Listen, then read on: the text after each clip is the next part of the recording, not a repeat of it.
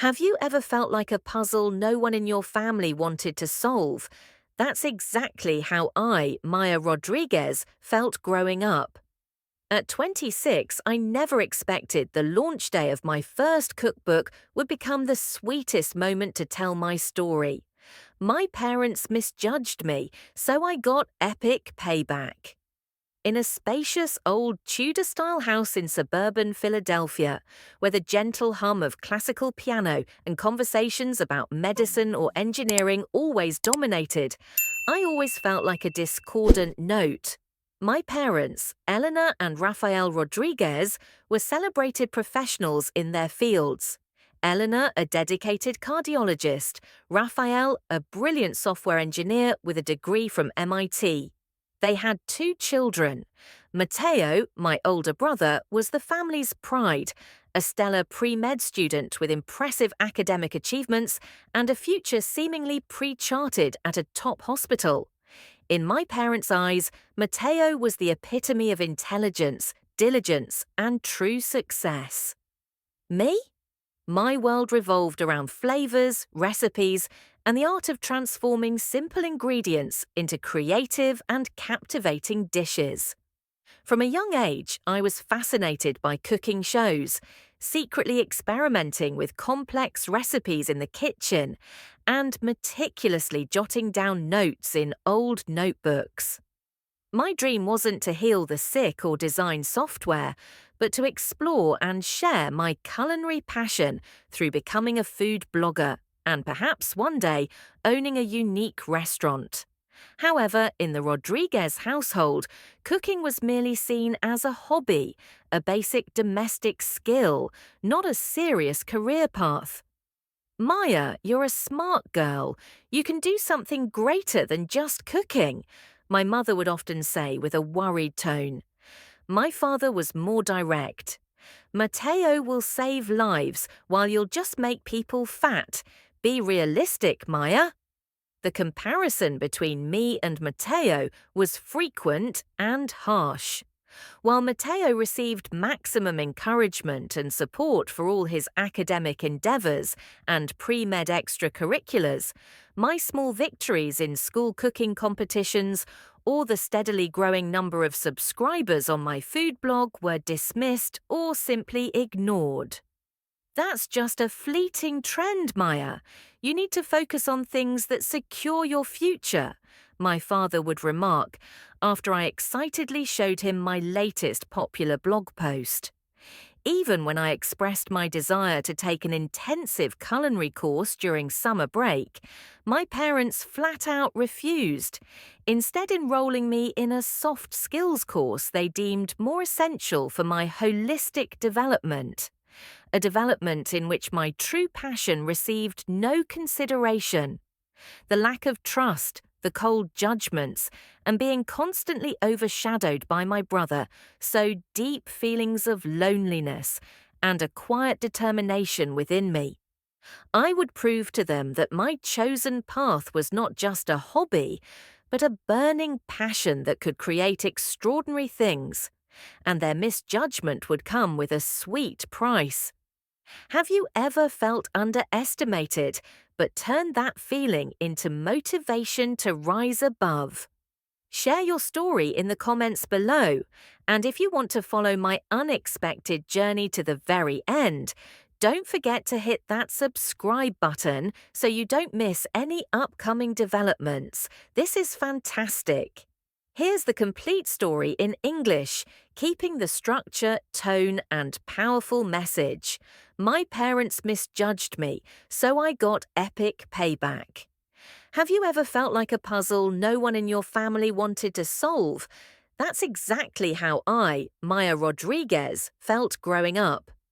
At 26, I never expected the launch day of my first cookbook would become the sweetest moment to tell my story. My parents misjudged me, so I got epic payback. In a spacious old Tudor-style house in suburban Philadelphia, where the gentle hum of classical piano and conversations about medicine or engineering always dominated, I always felt like a discordant note. My parents, Eleanor and Rafael Rodriguez, were celebrated professionals in their fields. Eleanor, a dedicated cardiologist, Rafael, a brilliant software engineer with a degree from MIT. They had 2 children. Matteo, my older brother, was the family's pride, a stellar pre-med student with impressive academic achievements and a future seemingly pre-charted at a top hospital. In my parents' eyes, Matteo was the epitome of intelligence, diligence, and true success. Me! My world revolved around flavors, recipes, and the art of transforming simple ingredients into creative and captivating dishes. From a young age, I was fascinated by cooking shows, secretly experimenting with complex recipes in the kitchen, and meticulously jotting down notes in old notebooks. My dream wasn't to heal the sick or design software, but to explore and share my culinary passion through becoming a food blogger, and perhaps one day owning a unique restaurant. However, in the Rodriguez household, cooking was merely seen as a hobby, a basic domestic skill, not a serious career path. Maya, you're a smart girl. You can do something greater than just cooking, my mother would often say with a worried tone. My father was more direct. Matteo will save lives, while you'll just make people fat. Be realistic, Maya. The comparison between me and Matteo was frequent and harsh. While Matteo received maximum encouragement and support for all his academic endeavors and pre-med extracurriculars, my small victories in school cooking competitions or the steadily growing number of subscribers on my food blog were dismissed or simply ignored. That's just a fleeting trend, Maya. You need to focus on things that secure your future, my father would remark after I excitedly showed him my latest popular blog post. Even when I expressed my desire to take an intensive culinary course during summer break, my parents flat out refused, instead enrolling me in a soft skills course they deemed more essential for my holistic development, a development in which my true passion received no consideration. The lack of trust, the cold judgments, and being constantly overshadowed by my brother sowed deep feelings of loneliness and a quiet determination within me. I would prove to them that my chosen path was not just a hobby, but a burning passion that could create extraordinary things, and their misjudgment would come with a sweet price. Have you ever felt underestimated, but turned that feeling into motivation to rise above? Share your story in the comments below. And if you want to follow my unexpected journey to the very end, don't forget to hit that subscribe button so you don't miss any upcoming developments. My parents' refusal to support my culinary dreams didn't extinguish the fire within me. Instead, it fueled an ironclad determination. I abandoned the idea of a traditional university, instead enrolling in a part-time culinary arts program at a small community college, while finding every way to self-teach and build my foundation. By day, I worked 2 jobs, waiting tables at a local coffee shop and assisting in the kitchen of a humble family restaurant. Evenings and weekends, I threw myself into cooking, constantly experimenting with recipes, filming and editing videos for my new food blog. Financial hardship was a huge obstacle. Every dollar earned was meticulously budgeted, rent for my tiny room, ingredient costs for videos, and a small portion for tuition. I cut every non-essential expense. Meals were often instant noodles or makeshift dishes from the cheapest ingredients. There were times I was so exhausted I wanted to quit. My parents' voices echoed in my head. "You won't amount to anything, Maya." But each time I looked at my small kitchen, filled with unexecuted ideas, I found new energy. I knew I had to succeed, not just for myself, but to prove them wrong. I was fortunate to meet people who became my chosen family. First, there was Bà Clara, the owner of the coffee shop where I worked. She was an elderly Italian woman with a warm heart and incredible cooking experience. She noticed my passion and often let me experiment with new dishes for the cafe's menu. She taught me how to bake artisan bread, how to brew the perfect coffee, and more importantly, how to infuse love into every dish. "This girl has an artist's hands," she would often tell customers, making me feel seen in a way no one in my family ever had. The second was Leo, a young freelance photographer I met in a digital media class. Leo had a keen eye and professional video production skills. He was amazed by my cooking ability and storytelling. "Your channel has huge potential, Maya. I'll help you make videos for free," he said, and that was the start of a fated friendship and partnership. With Leo's help, my video quality skyrocketed. The food visuals became vibrant, more appealing than ever. My YouTube channel, Flavor Fusion with Maya, began to gain traction. My creative cooking tutorials, blending traditional cuisine with modern elements, quickly garnered thousands of views and positive comments. I started receiving emails from fans expressing their admiration and thanking me for recipes that helped them find joy in the kitchen. These were invaluable early successes, fueling my motivation. I entered a small city cooking competition and won third place. A modest achievement, but the first tangible proof of my abilities that my parents couldn't completely dismiss. They merely sent a short text. "Congratulations! Don't forget your studies." Despite my grueling schedule, I relentlessly pursued knowledge. I devoured books on digital marketing, analyzed viewer data, and attended online workshops on culinary business. My goal wasn't just to cook well, but to build a strong personal brand. I frequently stayed up late, responding to comments and interacting with my fans, transforming my YouTube channel into a warm, inviting community. Flavor Fusion with Maya's popularity continued to surge. I started receiving collaboration offers from small food brands, providing a more stable income that allowed me to invest in better camera equipment and hire a couple of student assistants for post-production. By the end of my second year, my channel had hit 500,000 subscribers, a dream number in the food blogging community. Meanwhile, my relationship with my family remained strained.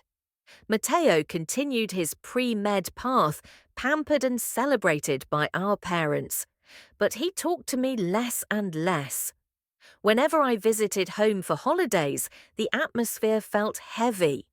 My parents would ask superficially about my work, then quickly shift the conversation to Matteo's achievements or my father's latest legal cases. "Have you reconsidered pursuing a practical field, Maya?" my mother would still ask, like an unchanging mantra. I'd simply smile, knowing that what I was building would soon force them to a radical re-evaluation. The tension mounted, and I knew the breaking point was coming. My Roots and Reimagination project was not just a professional challenge, but a journey of self-discovery and connection to my heritage. I spent months delving deep into the traditional cuisines of American Latinx, Asian, and African immigrant communities, learning the stories behind each recipe. I visited local markets, met home cooks, and listened to narratives of how food helped them preserve culture and connect generations. I wasn't merely recreating dishes, I was reimagining them, using modern cooking techniques and artistic presentation to elevate them to a new level. Leo and his team worked tirelessly, filming every stage, from chaotic kitchen experiments to moments when the finished dishes looked like works of art. The intense workload and pressure left me exhausted. Some days I slept only a few hours, surviving on coffee and recipe tests. My weight dropped, and dark circles under my eyes were prominent. My mother would occasionally call, but only to ask about Matteo or remind me to take care of my health. She never asked what I was doing or how important my project was. In those moments, I felt a deep loneliness. I was building an entire world out of my passion, but my closest family either didn't see it or didn't want to. Yet, it was in these toughest moments that my chosen family truly shone. Bà Clara not only provided me with auxiliary kitchen space, but also became my most trusted taste tester, offering honest advice and stories of how food had nourished her soul for years. Maya, you cook with your whole heart, and that's something no recipe can teach, she'd say, words more valuable than any award. Leo, with boundless patience, always helped me maintain balance. He'd make me rest, insist I eat well, and always reminded me of the ultimate goal. We're not just making a video, Maya. We're telling a story, your story. As the Culinary Creator Awards night approached, attention on me intensified. An article in Foodie Focus magazine featured my journey, calling me a self-made phenomenon.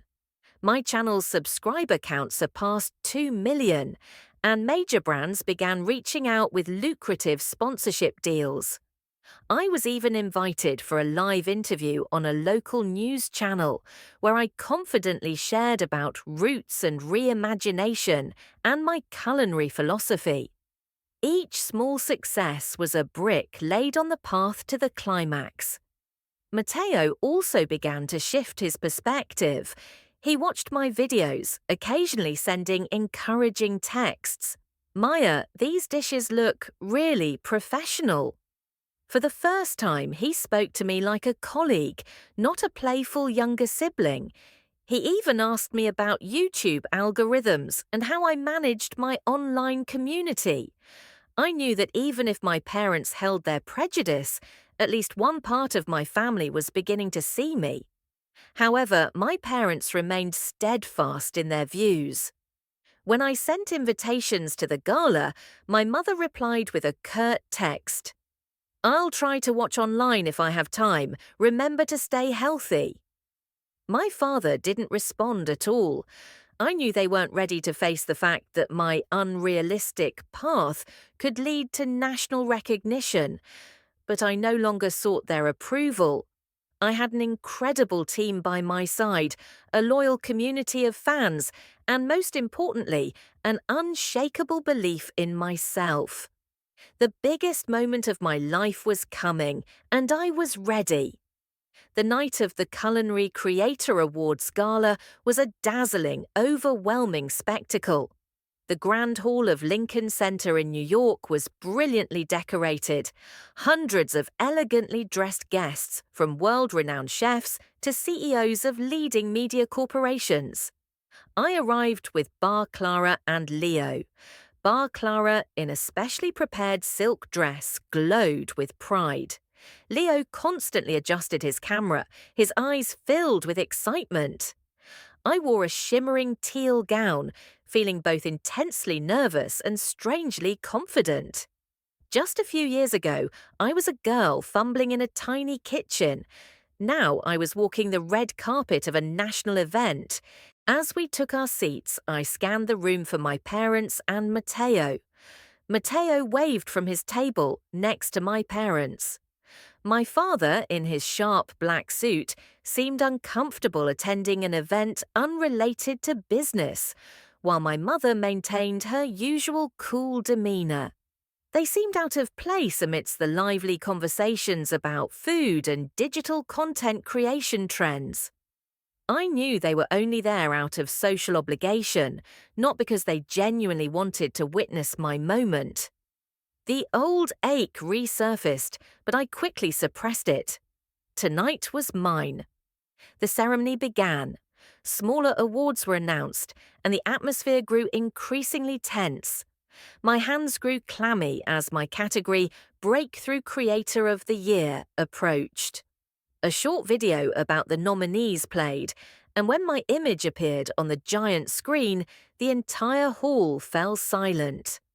The clip showed me working tirelessly, from my small kitchen to complex dishes, and even included inspiring testimonials from Bà Clara and Leo. I saw my parents squinting at the screen, their faces a mix of curiosity and bewilderment. The award presenter was Chef Antoine Dubois, a living legend in the culinary world and the head judge. And the winner of the Breakthrough Creator of the Year is Maya Rodriguez of Flavor Fusion. The hall erupted in applause. I stood up, my legs trembling but my heart soaring. Leo hugged me tightly. Bà Clara squeezed my hand, her eyes brimming with happy tears. As I walked onto the stage, spotlights shining directly on me, I could feel every eye on me, including my parents. They sat bolt upright, their faces shifting from bewilderment to disbelief, then utter shock.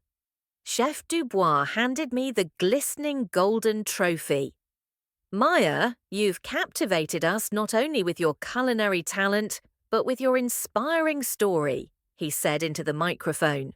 The judges were particularly moved to learn that you built your Flavor Fusion YouTube channel and brand from the ground up, self-teaching, self-financing, and overcoming immense challenges without any significant family support. That is truly extraordinary. As Chef Dubois' words reverberated through the hall, I could clearly see the change in my parents' faces. My mother's strained smile vanished, her eyes wide with shock. My father, usually so composed, instantly went ghostly pale, drained of all colour. His hand, resting on Matteo's thigh, trembled. Marcus, my once proud brother, froze stiff, his eyes on me in utter disbelief. A murmur began to ripple through the audience. People near my parents' table started turning to look at them, their gazes curious and subtly judgmental. They, who had always prided themselves on their family legacy and accomplishments, were now exposed for their parental shortcomings before a hall full of influential figures. Maya Rodriguez's success is a living testament to the spirit of resilience and the will to overcome adversity, Chef Dubois continued, his voice solemn. She has proven that self-belief and burning passion can achieve greatness beyond any external support. I took the microphone, my heart still pounding, but my mind perfectly calm. I looked directly at my parents, my gaze no longer carrying the pain or yearning for recognition. Instead, there was the serene confidence of one who had triumphed. In that moment, I knew the sweetest revenge was complete. It wasn't a small victory, but a monumental shock that not only publicly humiliated my parents, but forced them to confront the stark reality of how profoundly they had misjudged me for so many years. No direct criticism was needed, only my truth and my success spoke volumes. As I was escorted into the backstage area filled with culinary and media dignitaries, the congratulations and camera flashes continued relentlessly. Everyone wanted to shake my hand, exchange business cards, and express their admiration. I moved naturally through the crowd, smiling and answering every question with a confidence I never knew I possessed. Deep down, I felt an immense sense of relief. The silent war of decades had ended. I had not only won an award, but had reclaimed my own worth and standing. Every pain, every dismissal I had endured had now been transformed into the radiant glow of undeniable recognition. I glanced towards the door, where I knew I could glimpse a portion of the audience. My parents were still seated there. I saw my mother whispering something to my father, but his eyes were fixed on the floor. Both wore expressions of undeniable shame and defeat. Their friends and associates seemed to keep their distance, unwilling to be drawn into the tense and embarrassing atmosphere. The image of the perfect, flawless Sterling family had crumbled before hundreds of influential people. They had prioritized money and prestige over faith and love, and tonight, their world had been overturned in a way they couldn't control. I took a deep breath, inhaling the aroma of delicious food and the lively energy of people truly living their passions. This was my world. This was where I belonged. In that moment, I realized that the greatest payback was not inflicting pain or loss upon them, but simply living so brightly that no one could deny me. It was about building an empire from what they once deemed useless and far surpassing their limited expectations. I hadn't just proven them wrong, I had set myself free. After the dazzling stage lights and thunderous applause, the atmosphere in the backstage hall was entirely different. It was a mix of triumphant joy, media frenzy, and tight hugs from those who truly cared about me.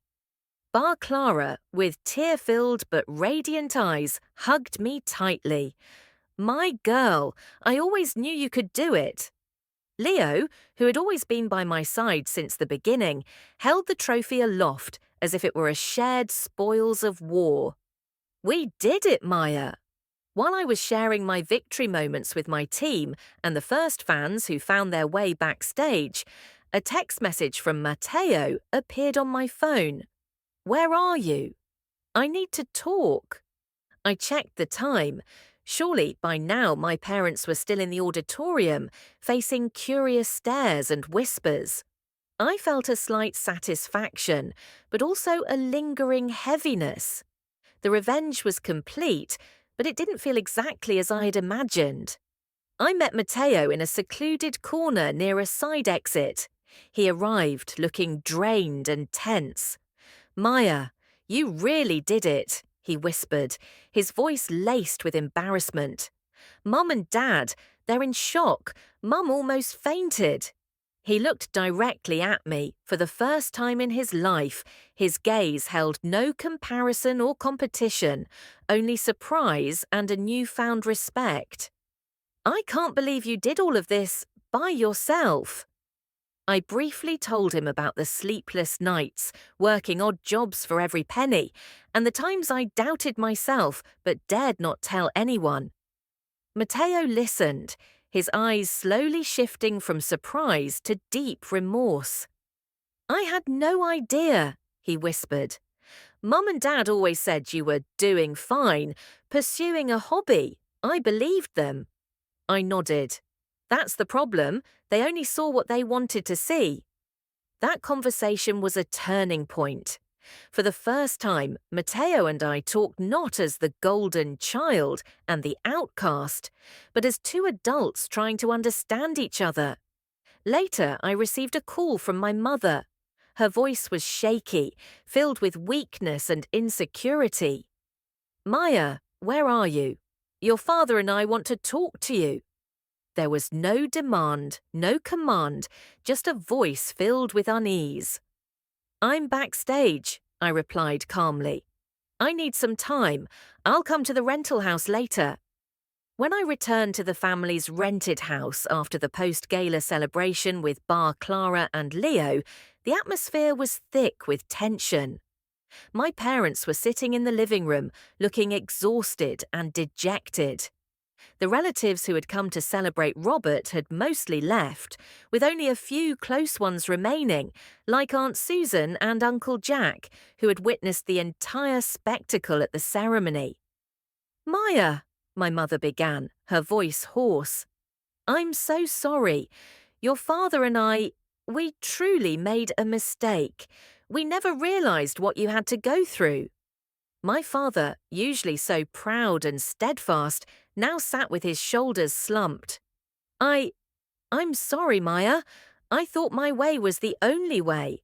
I was wrong not to trust you. Their apologies, though long awaited, didn't bring the complete release I had imagined. The pain of years of abandonment couldn't be erased by a few words. I looked at them, into their remorseful and ashamed eyes, and I knew these apologies stemmed not only from genuine regret, but also from public humiliation.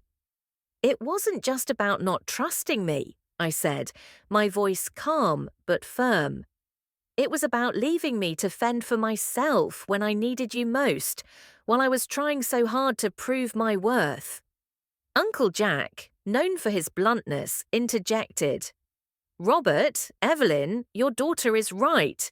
You clearly favoured Matteo. This whole family knew it. And today, the whole city knows it too. Uncle Jack's words were like a cold splash of water on my parents' faces, making them wince. Aunt Susan added more gently, Maya, you've achieved extraordinary things that none of us could have imagined. You deserve all this recognition. My parents seemed overwhelmed by the harsh truth. They tried to defend themselves, but their words were weak and unconvincing. We had limited resources, my mother repeated the old line. Maya has always been very independent, I cut in. Independent by necessity, not by choice. You abandoned me. The conversation was tense, filled with old wounds and raw truths being laid bare. Matteo sat silently, listening, his eyes slowly changing from bewilderment to a deeper understanding. As the conversation slowly died down, I felt I had said what needed to be said. I had expressed my pain, my disappointment, and the truth of my journey. I was no longer seeking their approval. The payback had been delivered, and now it was time for me to decide what to do with its aftermath. The atmosphere in the living room remained thick with tension. My aunts, uncles, and cousins looked at my parents with uncomfortable glances, mixed with sympathy for me. Aunt Susan, who had always been on my side, directly asked, Robert, Evelyn, what are you two going to do now? Your daughter did all this by herself, and you didn't even know about it, my father stammered, vaguely mentioning difficult decisions and limited resources. But his voice lacked its usual confidence, replaced by weariness and embarrassment. I looked at Matteo. He gave me a slight nod, a silent gesture of understanding. I knew that from now on, our relationship would never be the same. He was no longer perfect Matteo in my eyes, but a brother who was also grappling with family expectations and who had now seen the truth of my journey. My mother tried to redirect the conversation, suggesting everyone sit down for the family dinner that had been prepared. Let's talk about this later, okay? She pleaded, her voice anxious. Tonight is for celebrating. Yes, we will celebrate, I said, my voice soft yet firm. But I will celebrate with my team. I looked directly at my parents. This afternoon, I have a small party with my business team and my mentors. They are the ones who have truly supported me these past 4 years. I wouldn't miss it for anything. Bà Clara, who had been silently listening all along, now stood up and took my hand. I'm coming with you, dear, she declared emphatically. I want to meet these wonderful people who recognized your worth, something your own parents couldn't see. Her blunt statement hung in the air like a thunderclap, stunning my parents and other relatives. My mother, Evelyn, showed genuine regret on her face. We are very proud of you, of course, she attempted weakly. Thank you, Mum and Dad, I replied with dignified grace, but with an unwavering conviction. But I've learned that external validation isn't necessary for success. Today isn't about gaining your approval, it's about celebrating the journey I made without it. As I turned to leave with Bà Clara, Lily made a quick decision. I'm coming too, she announced, stepping away from our parents to join us. The sight of my sister and me, both having outgrown the constraints of our parents' expectations in different ways, walking away together left my parents standing alone amidst the dispersing families. Their carefully constructed narratives about their children, about the perfect path to success, visibly crumbled before the undeniable truth. Their judgment, once the authoritative centre of family gatherings, was now openly questioned. The daughter they had deemed less worthy had proven herself exceptional by any objective measure, undermining their credibility entirely. I felt centuries of weight lifting from my shoulders. Their approval, so desperately sought for most of my life, had become irrelevant in the face of my own verified worth. The weeks following the National Culinary Awards Gala were a whirlwind for me. I officially became a rising star in the culinary and digital media world. My Flavor Fusion with Maya channel exploded, surpassing 5 million subscribers. I received countless offers from major publishers, television production companies, and leading brands. Eventually, I signed a deal with a reputable publisher for my first cookbook, based on my award-winning Roots and Reimagination project. I moved into a comfortable, spacious apartment in the city centre, giving me easier access and a larger kitchen space for filming and creating. My production company, Flavor Fusion Studios, now had a dedicated team of full-time employees, including Leo as my creative director. We weren't just producing content for my channel, but also collaborating with other chefs and brands, turning my vision into a thriving business.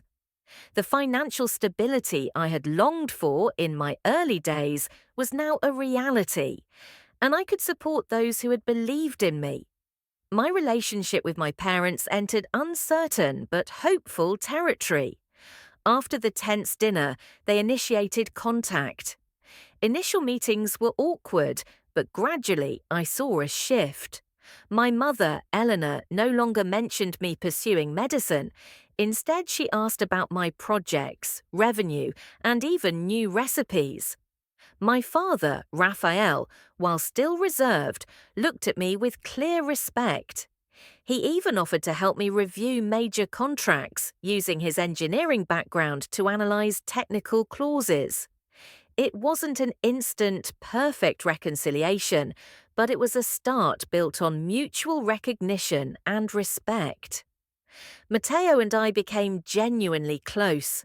He was no longer the distant, perfect brother, but a true ally, often seeking my advice on business matters and even helping me build an efficient data management system for the studio. He had also found his own passion in medicine, not in meeting parental expectations, but in emergency room work, where he truly felt he was making a difference. 1 year after the pivotal gala, I used a portion of my savings and business profits to establish the Flavor Fusion Resilience Scholarship at the community college where I had started. This fund was designed to provide financial assistance to determined students facing similar family or financial obstacles, particularly those pursuing culinary arts or creative fields. The selection committee should consider not just where students are, but what they've overcome to get there, I instructed when finalizing the endowment details. The first recipient, a young woman working 2 jobs while studying accounting and caring for her younger siblings, reminded me powerfully of myself. The difference was that now she would have the support I had lacked. My parents, gradually earning limited trust through consistent effort, attended the scholarship announcement ceremony. As they listened to my speech about creating opportunity ladders for others to climb, I noticed something new in their expressions. Not just regret for past mistakes, but genuine pride, untainted by comparison or condition. "You've created something meaningful," my father acknowledged afterward, the closest he had come to expressing genuine admiration. My mother added more directly, "You've become someone who turns her own pain into purpose. That's rare and valuable." While these small recognitions mattered, I had learned perhaps the most important lesson of my journey. External validation, even from parents, was ultimately secondary to internal conviction. My worth hadn't changed when they finally acknowledged it. Their perception had simply caught up to the reality that had been there all along. Lily and I continued strengthening our authentic sisterhood, untangling it from the comparative framework our parents had created. During a Saturday hiking trip, she asked the question that had clearly been on her mind for some time. "Do you think you'll ever fully forgive them?" I considered this carefully as we reached a scenic overlook. "Forgiveness isn't a single decision," I replied finally. "It's an ongoing process of releasing the expectation that the past could have been different. I don't think I'll ever forget being told I wasn't worth investing in," I continued honestly.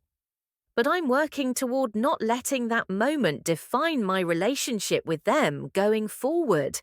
That's the forgiveness I'm capable of right now." Lily nodded thoughtfully.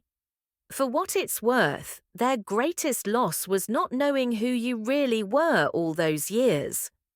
As I looked out over the vast landscape below us, I reflected on the journey that had brought me here. From the devastated teenager hearing, "She deserved it, but you didn't," to the accomplished professional creating opportunities for others. The transformation wasn't just in my circumstances, but in my fundamental understanding of self-worth. The real victory wasn't proving my parents wrong. Though that satisfaction was undeniable, the deeper triumph was discovering that their assessment had never actually defined me. I had always been capable, valuable, and worthy of investment. Their failure to see it reflected their limitations, not mine. Perhaps that's the most powerful realization for anyone who has been underestimated or dismissed. Your value exists independently of others' ability to recognize it. The opinions that limited you speak to the imagination deficits of others, not to your inherent potential. In the end, being underestimated became my greatest advantage. It forced me to develop resilience, self-reliance, and determination that served me long after the initial injury had healed. The very qualities my parents failed to nurture became the foundation of a success they couldn't have envisioned, not because I wasn't capable, but because their vision was too limited to encompass who I could become. Have you ever been underestimated by someone whose opinions seem to define your worth? How did you find the strength to prove them wrong, or more importantly, to prove your value to yourself? Share your story in the comments below, and don't forget to like and subscribe if this journey of overcoming family expectations resonated with you. Remember, sometimes those who believe in you the least can motivate you the most, not to earn their approval, but to discover just how far beyond their limited vision you can truly soar. Thank you for joining me on this journey, and I hope my story inspires you to recognize your own inherent worth, regardless of who fails to see.